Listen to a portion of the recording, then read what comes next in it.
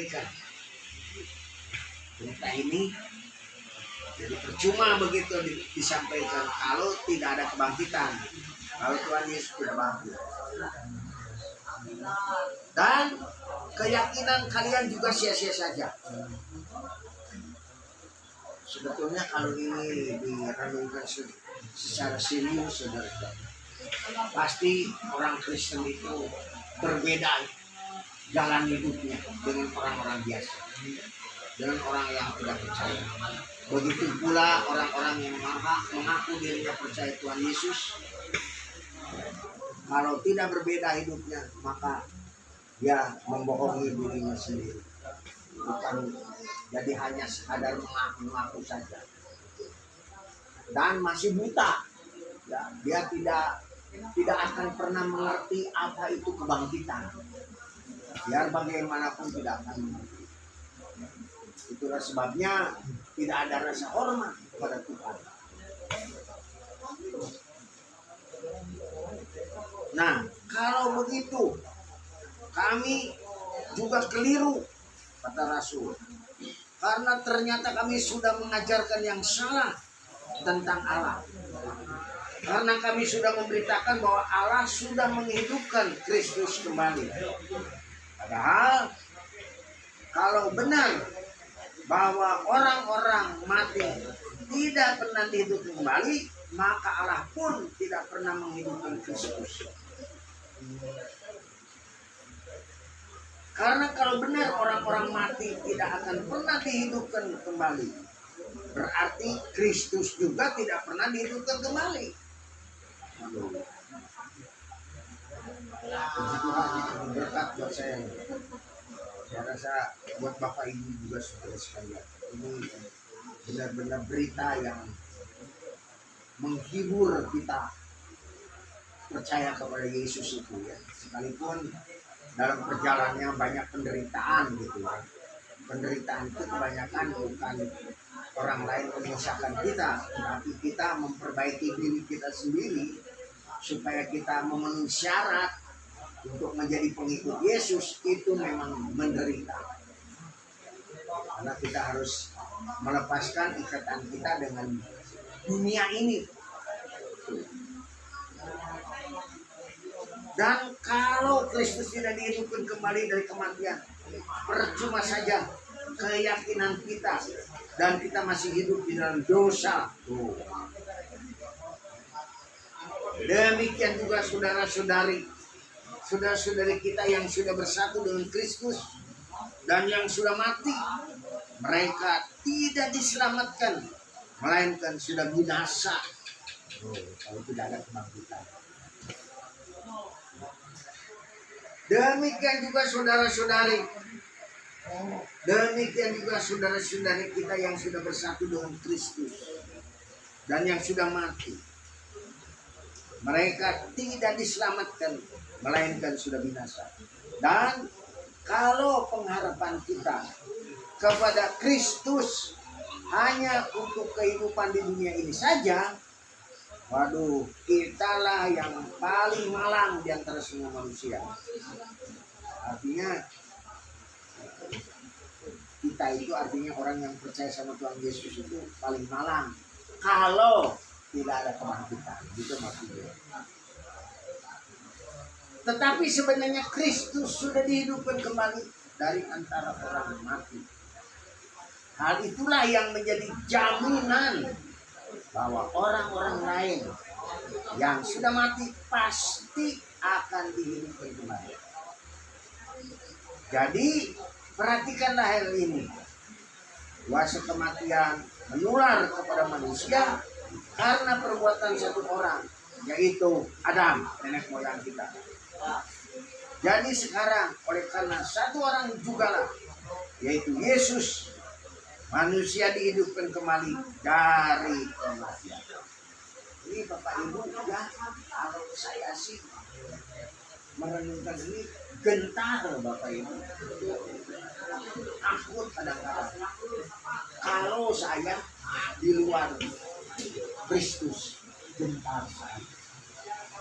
Dan entah bagaimana ya Bapak Ibu, saya sih seperti mengalami ini, mengenai ajaran ini, seperti mengalami. Dan oleh karena itu sudah, kalau saya melihat orang-orang ya, aduh kasihan, mereka benar-benar dibutakan oleh kebinasaan, mengerikan itu sebetulnya, kasihan mereka. Dan jadi artinya buta, tidak bisa melihat hidup itu hanya bagaimana ya. Jadi seolah-olah hidup tanpa sadar gitu. Itulah makanya Bapak Ibu, sebetulnya orang yang menjadi orang Kristen itu sangat beruntung. Karena tidak, biar Bapak Ibu cari ajaran agama manapun, tidak ada ajaran agama yang seperti diajarkan oleh Tuhan Yesus. Karena Tuhan Yesus, Kristen itu bukan beragama, tapi orang Kristen itu adalah orang yang berjalan di dalam kehidupan yang akan datang. Hanya satu-satunya ajaran di dunia. Oleh karena itu sudah, kalau sudah tahu begitu, bersyukur ya. Makanya ini sebetulnya satu penghiburan buat orang yang mengaku Kristen. Pada waktu kita menderita, kalau ingat akan firman ini, segera rasanya penderitaan itu tidak terasa begitu, tidak terasa. Kenapa? Karena kita punya pengharapan yang hanya satu-satunya diberikan oleh yang bernama Yesus Kristus. Yang lain nggak bisa. Jangankan menghidupkan, dianya sendiri juga. Gimana ada manusia bisa hidup? Nah, itu Bapak Ibu saudara. Jadi, sangat beruntung ya kita jadi orang Kristen. Kalau sudah melihat semua, kita akan setia terus ingin mencari hubungan baik dengan Tuhan Yesus. Kenapa bisa hubungan baik dengan Tuhan? Karena Tuhan Yesus itu hidup kan. Kalau itu berarti dia bisa. Hanya persoalannya sudah perjumpaan dengan Tuhan itu pribadi-pribadi. Kenapa? Karena masalah kuasa dosa. Banyak orang ya kalau tidak mau merampas dosanya, tidak mau mendapat pengampunan dosa daripada Tuhan Yesus, tidak akan bertemu dengan Tuhan Yesus. Biarpun dia orang Kristen. Jadi orang Kristen itu sebetulnya orang yang bisa berjumpa dengan Tuhan Yesus. Tapi secara pribadi, ya, kalau Bapak Ibu sebagai orang Kristen sampai saat ini belum bisa berhubungan dengan Tuhan Yesus secara benar begitu, memang benar, bukan bohong begitu, bukan suatu ayalan, pasti Bapak Ibu akan betul-betul menjadi orang Kristen yang kuat begitu, karena harapannya kuat sekali gitu. Orang diberi ada janji misalnya akan diberi uang sekian ratus juta, ya, pengharapannya kuat. Ini diberikan soal mati hidup,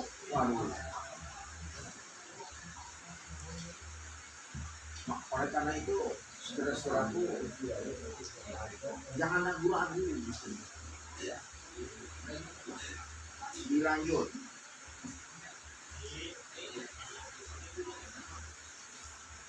Karena sebagai keturunan Adam, semua manusia mengalami kematian tuh.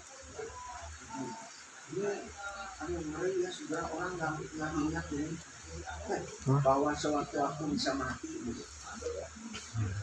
Misalnya ingat. Kenapa harus ingat? Karena orang mati itu harus mempersiapkan diri. Karena manusia itu bukan seperti makhluk lain. Manusia itu satu makhluk yang Allah ciptakan hanya satu kali, dan sebetulnya untuk seterusnya. Manusia diciptakan oleh Allah satu kali, tapi hidupnya untuk seterusnya, berhubungan terus dengan Tuhan. Itu maksudnya menciptakan manusia. Tetapi proses kehidupan kembali ini terjadi secara bertahap.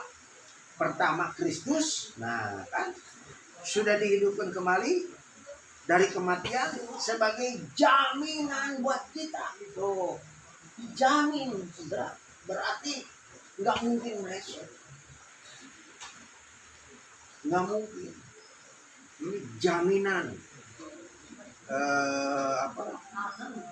Kristus sudah dihidupkan kembali dari kematian sebagai jaminan buat kita, buat orang yang percaya penuh kepada Tuhan Yesus. Kemudian pada kedatangannya kembali, kita semua yang sudah menjadi milik Kristus dihidupkan kembali dari kematian. Kemudian terjadilah hal yang terakhir dari semuanya, yaitu waktu Kristus akan membinasakan setiap pemerintahan, kerajaan,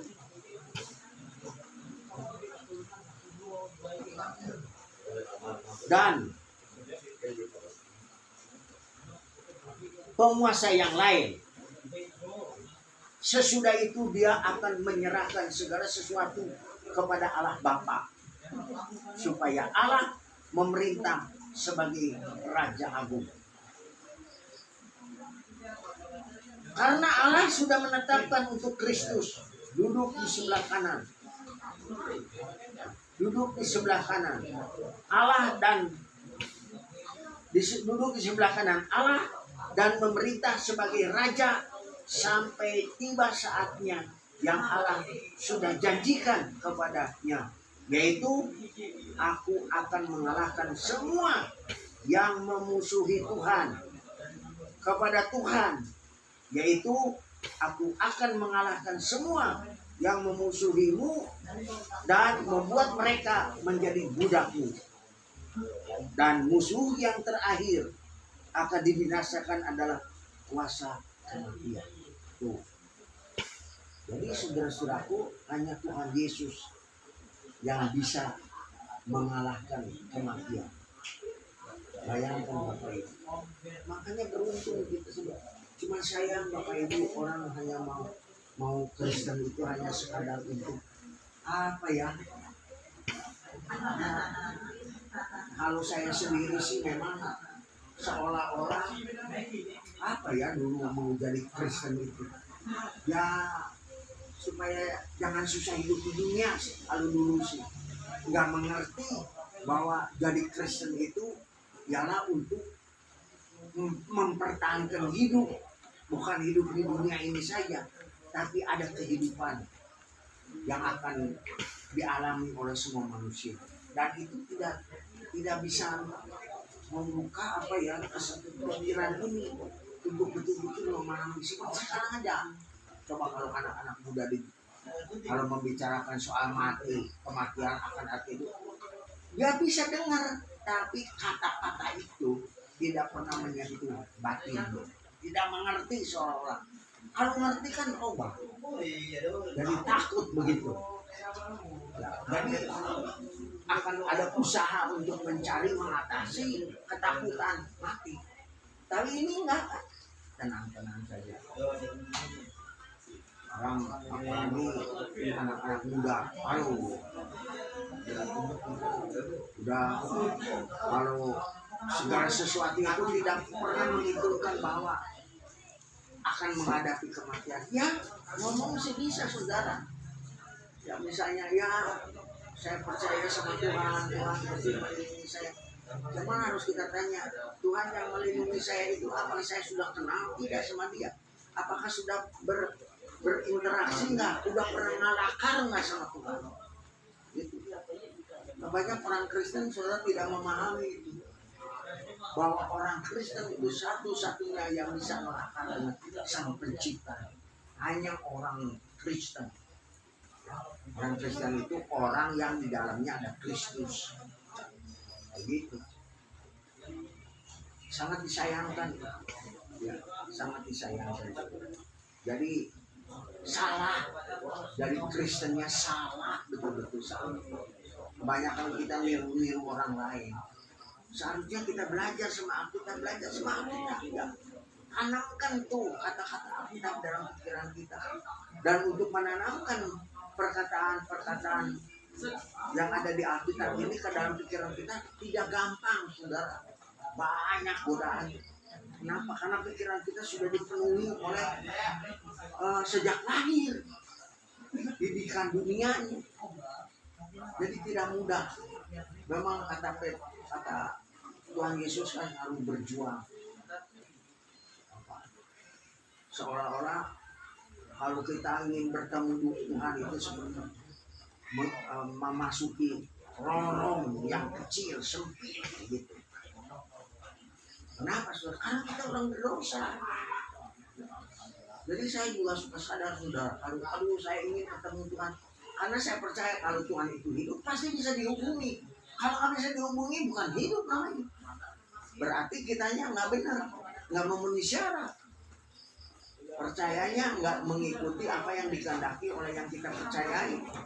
Dari mana tahunya? Buktinya nggak mau belajar Alkitab. Sebab Alkitab ini harus dipelajari biar bagaimanapun. Tidak ada alasan dengan Tuhan. Semua harus itu seperti ada aja akalnya begitu dikasih. Seperti saya nih, kurang bisa baca. Kalau gelap ada, ya pakai senter begini kan lebih jelas dibaca bisa. Kalau enggak pakai kacamata. Cuman karena kitanya dalam keadaan digelapkan pikirannya, jadi udah aja. Nah, kita benar-benar ya seolah-olah seperti benar percaya Tuhan, tapi tidak. Tuhan itu tidak bisa permainkan, Mbak. Benar Tuhan itu hidup. Nah, itu sejarah soalnya. Kalau bukan sejarah mengatakan, saya juga tidak percaya. Ini sejarah saja mengatakan bahwa Yesus itu hidup. Sejarah, benar. Sejarah itu bukan karangan-karangan, itu harus memang nyata begitu. Atau real kata bahasa itu. Jadi musuh terakhir yang akan dibinasakan dalam kuasa kematian, dibinasakan adalah kuasa kematian. Karena kitab suci menuliskan Allah sudah meletakkan segala sesuatu di bawah kuasa Tuhan. Dengan tulisan Allah sudah meletakkan segala sesuatu di bawah kuasanya, jelas bahwa Allah Bapa sendiri tidak ikut di dalamnya. Tetapi sesudah segala sesuatu berada di bawah kuasa anak Allah, maka Kristus sendiri yang akan menunjukkan bahwa dirinya sendiri juga berada di bawah kuasa Allah Bapa. Yaitu Dia yang sudah meletakkan segala sesuatu di bawah kuasa anaknya. Dengan demikian nyatalah bahwa Allah adalah yang maha kuasa dan maha tinggi. Dan lagi tentang kebangkitan kita orang-orang percaya dari kematian. Kalau memang benar orang-orang mati tidak dihidupkan kembali dari kematian, kenapa pernah ada dari saudara-saudari kita seiman yang minta dibaptis dengan air selagi dibaptis dengan air sekali lagi untuk mewakili bapak atau ibunya yang sudah mati? Tuh. Sudah jelas saudara-saudari, saudara-saudari kita itu berpikir bahwa kita sebagai pengikut Kristus juga akan dihidupkan kembali dari kematian. Kalau tidak begitu, kenapa mereka memohonkan untuk melakukan yang seperti itu? Dan kami rasul-rasul menjadi bukti lagi. Kalau kita tidak akan dihidupkan kembali dari kematian, kenapa setiap saat kami tidak pernah takut menghadapi bahaya? Ya, rasul-rasul itu tidak takut menghadapi bahaya kematian ya karena dia tahu bahwa akan ada kebangkitan. Saudara-saudaraku, kekristenan ini sudah berubah dari 2000 tahun yang lalu. Dari mana tahu? Ya kita lihat sejarah Kristen itu kan dari kitab Kisah Para Rasul, bagaimana orang Kristen yang mula-mula. Sekarang saudara orang Kristen udah udah nggak seperti yang apa, nggak seperti contoh yang mula-mula. Maka oleh karena itu saudara-saudaraku, sekarang kan sudah mau akhir zaman, Tuhan Yesus sudah mau datang. Buktinya saudara, banyak sekarang hamba-hamba Tuhan itu sudah dicelikan matanya. Biarnya hamba Tuhan juga, biar yang sudah sekolah teologi sampai udah gelar dokter, belum tentu dicelikan batinnya, belum tentu. Kenapa? Karena yang sekolah teologi itu ya bukan jelek, jadi salah menggunakannya gitu. Seharusnya untuk membimbing supaya lebih rajin lagi menggali Alkitab. Nah, karena dengan pengetahuannya itu lebih mudah menggali daripada tidak. Tapi salah saudara, malah dipakai sekolah teologi itu membuat doktrin lagi, doktrin sendiri begitu. Nah, tapi Bapak Ibu tentu karena jarang begitu ya, belum tentu bisa tahu. Cuman saya kasih tahu saja. Tapi kalau di antara saudara memahami soal teologi, coba dengerin. Ya. Beda saudara. Ya.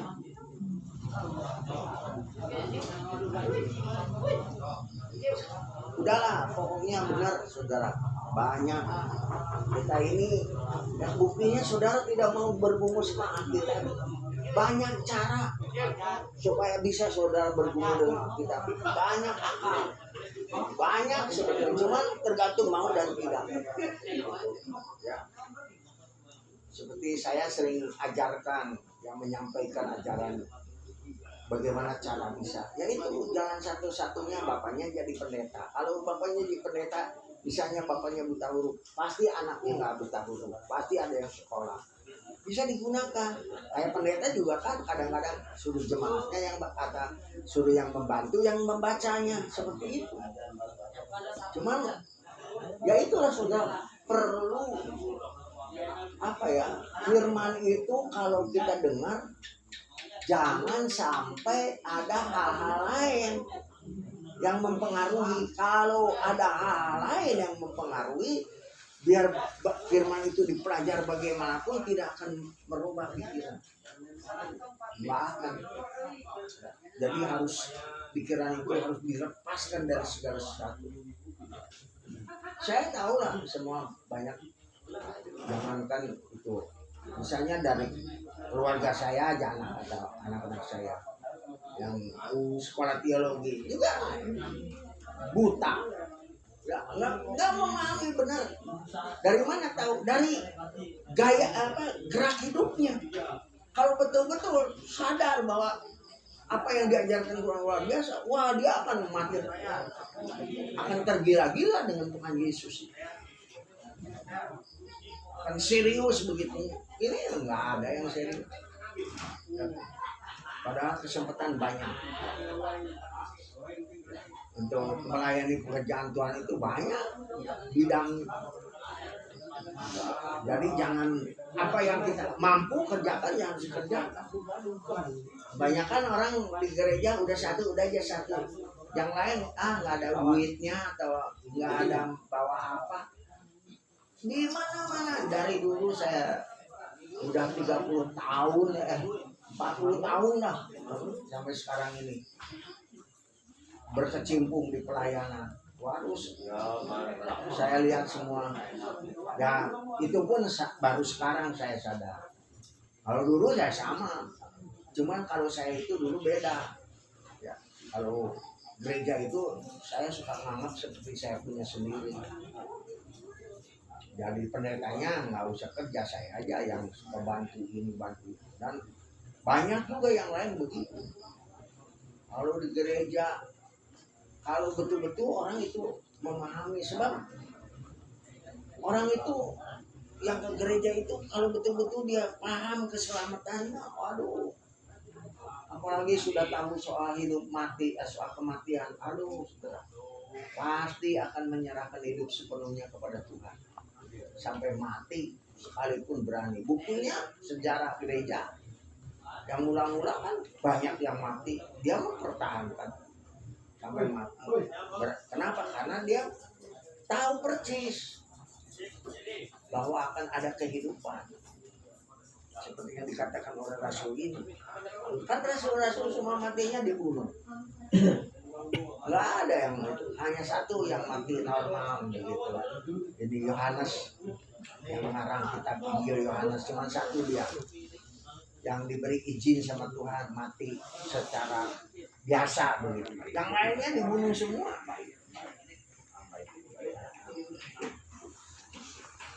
Coba apa ini? Buat apa saya rela